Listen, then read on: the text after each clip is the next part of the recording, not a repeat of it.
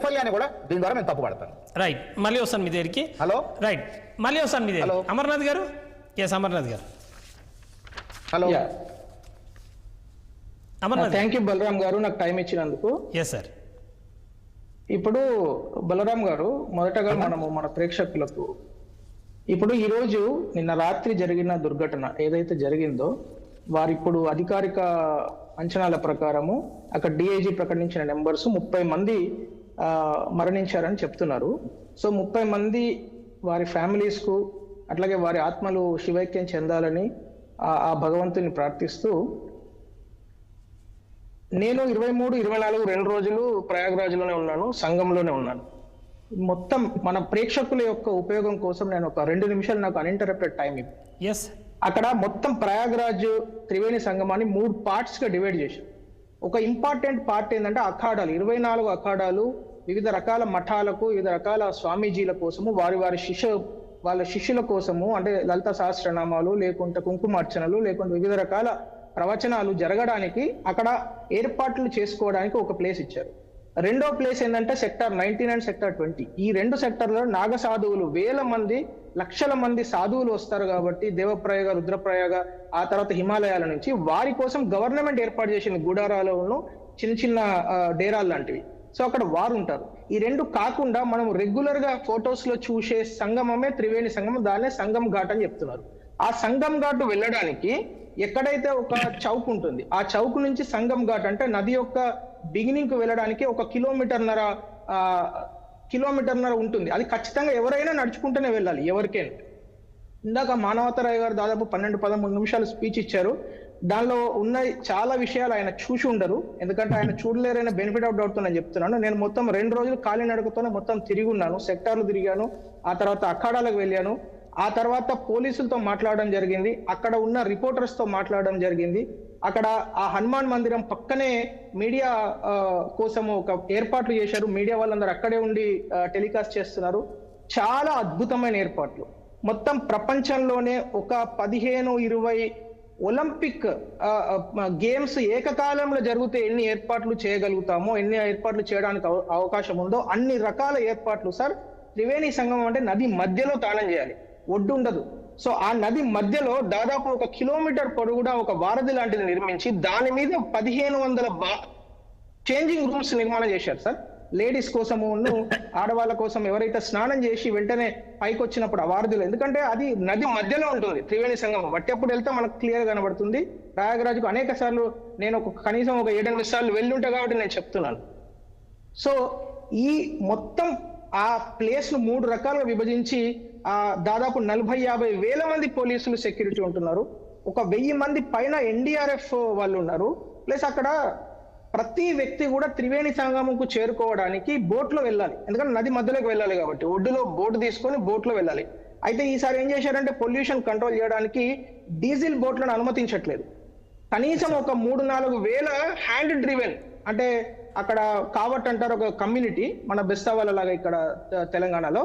So ఆ కమ్యూనిటీకి మొత్తం బోట్లు ఇచ్చి వేశారు, హ్యాండ్ డ్రివెన్ బోట్స్. అలాంటి బోట్స్, బ్యాటరీ డ్రివెన్ బోట్స్ మాత్రమే నడుస్తున్నాయి అక్కడ. నిన్న ఉదయం నుంచి కూడా బోట్లు టోటల్ గా ఆపివేశారు. ఎందుకంటే ఒకవేళ ఇన్ని కోట్ల మంది వస్తున్నప్పుడు బోటు ప్రమాదాలు జరిగి నీళ్లలో పడి కూడా మృతి చెందే అవకాశం ఉంది కాబట్టి బోట్లను కూడా ఆపివేశారు. సో నిన్న జరిగిన ఘటన యొక్క దాని యొక్క అంటే అక్కడ మనం ఇప్పుడు మీడియాస్ గత 4-5 గంటల నుంచి నేను కూడా కంటిన్యూస్ గా ఫాలో అవుతున్నాను.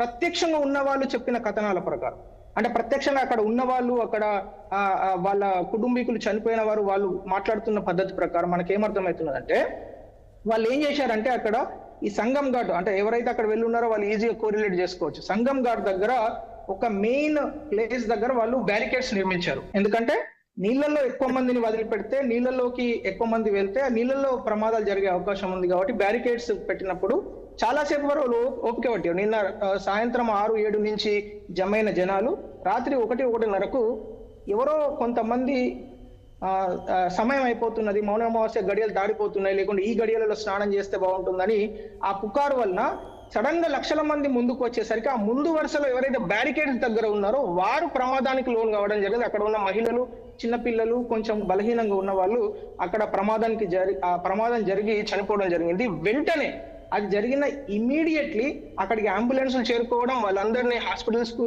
తీసుకెళ్లడము, ఆ వైద్యం అందించడం జరిగింది. మీకు 2 విషయాలు చెప్తాను బలరాం గారు. అక్కడ ఆపత్కాలీన్ బ్రిడ్జ్ అంటే ఎమర్జెన్సీ బ్రిడ్జిలో నిర్మించారు. ఆ బ్రిడ్జ్ లో ఈవెన్ యోగి ఆదిత్యనాథ్ గారు వెళ్ళినా కూడా ఆ బ్రిడ్జిలో అలో చేయరండి. ఎందుకు అంటే అది ఓన్లీ అంబులెన్స్ కోసమే ఏర్పాటు చేసిన ఆపత్కాలీన్ బ్రిడ్జిలు. మనం అక్కడ వెళ్ళిన ప్రతి ఒక్కరు కూడా దాన్ని గమనించి ఉంటారు. సెక్టార్ 20 వెళ్ళడానికి, సెక్టార్ 19 వెళ్ళడానికి, అక్కడాలకు వెళ్ళడానికి ఆ బ్రిడ్జిలు ఉంటాయి.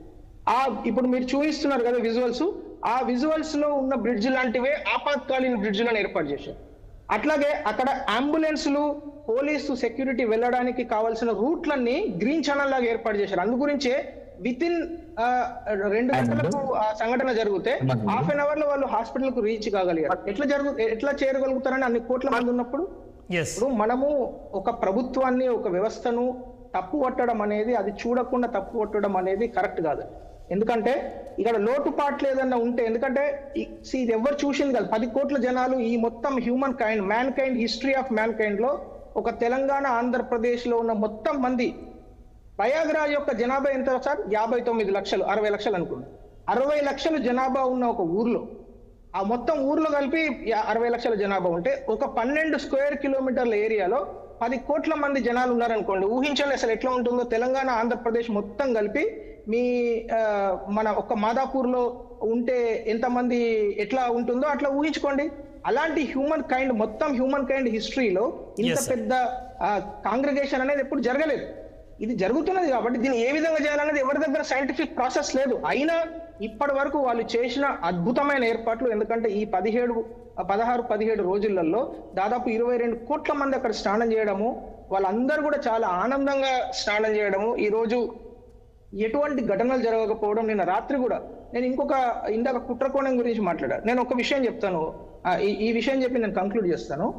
దయచేసి అర్థం చేసుకోండి, ప్రజలందరం కూడా అప్రమత్తతో ఉండాలి. ఇవాళ ఈ విషయమే కాదు, మొన్నటికి మొన్న ఒక ట్రైన్ లో ప్రయాణిస్తున్న ఒక తుంటరి, ఒక పోకిరి, ఒక పిచ్చి వెధవ ఇక్కడ అగ్ని ప్రమాదం జరిగింది అని చైన్ లాగితే 45 మంది పరిగెత్తుకుంటూ వస్తే మధ్యాహ్నం 3:30-4 ప్రాంతంలో ఇటుపక్క నుంచి వచ్చే ట్రైను కొట్టి తలలు, కాళ్ళు, చేతులు ఇట్లా ఎగిరిపడ్డాయి. 14-15 మంది చనిపోవడం జరిగింది. Can you believe? అట్లాంటిది ఒకటి జరిగిందని మనకు అనిపిస్తుంది. అదేదో ఒక సినిమాలలో చూసినట్టే అనిపిస్తుంది. అది మొన్నటికి మొన్న అక్కడ తుంటరి, అక్కడ లడ్డు డిస్ట్రిబ్యూషన్ దగ్గర 8 మంది చనిపోవడానికి వాడవడ తుంటరి దీనిలో అదేదో కలిపారు అని ఇట్లా రూమర్ సృష్టించగానే వెంటనే అందరు దాన్ని ఉరుక్కుంటూ వెళ్ళిపోయేసరికి ఆ ప్రమాదాలు జరుగుతాయి. నేను ఏమంటున్నానంటే, ఇట్లాంటి పోకిరి వెధవలు, తుంటరి రూమర్స్, ఇట్లాంటి వాటిని నమ్మొద్దు. మీ ఛానల్ ద్వారా ప్రజలందరికీ, ఎందుకంటే ఇంకా నెక్స్ట్ 20 days చాలా మంది మన తెలంగాణ, ఆంధ్రప్రదేశ్ నుంచి వెళ్తారు తెలుగు వాళ్ళు, అనేక మంది, లక్షల మంది వెళ్తారు. కాబట్టి వాళ్ళందరికీ కూడా నా సూచన ఏంటంటే, నా రిక్వెస్ట్ ఏంటంటే, విన్నపం ఏంటంటే, దయచేసి ప్రభుత్వము చెప్తున్న విషయాలు, ప్రభుత్వము ఇచ్చిన గైడ్ లైన్స్, ప్రభుత్వం అక్కడ పేస్ట్ చేసిన ఇన్స్ట్రక్షన్స్ ను మాత్రమే నమ్మండి. ఎవరు ఏం చెప్పినా నమ్మొద్దు. అక్కడ ఏ రూట్ వెళ్ళాలి, ఏ బ్లూ ప్రింట్, అక్కడ అన్ని చోట్ల కూడా బ్లూ ప్రింట్స్ ఉన్నాయి, అన్ని చోట్ల కూడా పోస్టర్స్ ఉన్నాయి, అన్ని చోట్ల కూడా మీకు డిజిటల్ ఫ్రేమ్స్ మీద కంటిన్యూస్ గా ఇన్స్ట్రక్షన్స్ వస్తున్నాయి, అన్ని చోట్ల కూడా మీకు మన హియరింగ్ అంటే సౌండ్ మైకులలో చెప్తున్నారు. దయచేసి అవి మాత్రమే నమ్మండి. ఎవడు చెప్పినా, వాడు చదువుకున్నవాడా, చదువుకోనివాడా, లేడీయా, జెంట్స్ సంబంధం లేదు, ఎవరు చెప్పినా వినకండి. ఓన్లీ ప్రభుత్వం ఏదైతే ఆదేశాలు ఇస్తున్నదో, ఏదైతే గైడ్ లైన్స్ ఇస్తున్నదో, ఇన్స్ట్రక్షన్స్ ఇస్తున్నదో వాటిని మాత్రమే నమ్మి ముందుకు వెళ్తే కొంత ఓపిక పడతాయి. ఎందుకంటే ఇన్ని కోట్ల మంది వస్తున్నప్పుడు కొంత ఓపిక పడితే మన సమయం కూడా ఖచ్చితంగా వస్తుంది. ఎందుకంటే భగవంతుడు 140 కోట్ల సంవత్సరాలకు ఒకసారి, 144 ఏళ్లకు ఒకసారి జరిగే దానిలో మనం ఈ రోజు బతికి ఉండడం అనేది ఒక పెద్ద విశేషం. ఎందుకంటే మన ముందు తరాలు వాళ్ళకి అవకాశం లేదు, మనకు మాత్రమే అవకాశం ఇచ్చాడు ఆ భగవంతుడు. మనం కొంచెం ఓపికగా అక్కడి దాకా వెళ్ళి ఆ పుణ్య ఫలాన్ని పొందడానికి, ఎందుకంటే మనందరికీ ఒక విశ్వాసం, హిందూ సమాజానికి, సనాతన ధర్మ ప్రేమికులందరికీ కూడా విశ్వాసం ఏంటంటే, ఈ 45 రోజుల కాలంలో ఆ త్రివేణి సంగమంలో స్నానం చేసినట్టయితే అద్భుతమైన పుణ్యం వస్తుంది, మన తరతరాలు కూడా సంతోషంగా, ఆనందంగా జీవిస్తారని నమ్ముతాం. కాబట్టి ఆ విశ్వాసం ఉంది. కాబట్టి దాన్ని చక్కగా, ఎక్కడ ఏ డిస్టర్బెన్స్ లేకుండా, ఏ సమస్య లేకుండా, శాంతియుతంగా గవర్నమెంట్ ఏదైతే చెప్తున్నో దాన్ని వింటూ సంయమనం పాటిస్తూ ముందుకు వెళ్తే, ఎందుకంటే సార్ చిన్న ఒక కార్ ఫెయిల్ అయితేనే హైదరాబాద్ లో 3 గంటలు ట్రాఫిక్ జామ్ అవుతుంది సార్. ఒక కార్ ఫెయిల్ అయితే అలాంటిది మీరు ఈ రోజు అక్కడ 10 కోట్ల మంది వచ్చారంటే అక్కడ 20 కిలోమీటర్లు 15 కిలోమీటర్లు ట్రాఫిక్ జామ్ అవడం అనేది సర్వసహజం. వాళ్ళు అనేక రోజుల నుంచి చెప్తున్నారు మీరు ట్రైన్ లో రండి. ట్రైన్ లో 500 ట్రైన్స్ వస్తే 3 కొత్త జంక్షన్స్ ఏర్పాటు చేశారు అక్కడ. అంటే రెగ్యులర్ గా వెళ్లే చోటు కాకుండా 3 చిన్న చిన్న ప్రయాగ్రాజ్ లో ఉండే చిన్న స్టేషన్స్ ను కూడా వాళ్ళు దాన్ని వెంటనే డెవలప్ చేసి అక్కడ కూడా ఒక దిక్కు 100 ట్రైన్లు, ఒక దిక్కు 50 ట్రైన్లు, ఒక దిక్కు 200 ట్రైన్లు ఆగేటట్టు తయారు చేసి దేనికదే ఏ రూట్ ఆ రూటే, ఏ రూట్ లోంచి వెళ్తే ఆ రూట్ లోకి వెళ్తాము, అక్కడికే వెళ్ళి మళ్ళీ స్నానం చేసి తిరిగి వచ్చే వరకు వాళ్ళు ఆ చక్కనైన ఏర్పాటు చేశారు. నేను ఒక విషయం చెప్పి కంక్లూడ్ చేస్తాను. ఇంత పెద్ద ఏర్పాట్లు జరిగినా కూడా ఇది 100% అని ఎవరైనా అడిగారు అనుకోండి, there is no perfection. Because once you say perfect there is no scope for improvement. So there is always improvement is possible. ఇప్పుడు ఇవాళ ఒక షాహీ స్నానం అయింది, నెక్స్ట్ షాహీ స్నానంకు మధ్యలో ఇంకా చాలా ఏర్పాట్లు చేయాల్సిన అక్కడ ఉండవచ్చు. గవర్నమెంట్ కు ఏదైనా సజెషన్, ఏదైనా సైంటిఫిక్ గా మేధావులు ఎవరైనా చెప్తే ఖచ్చితంగా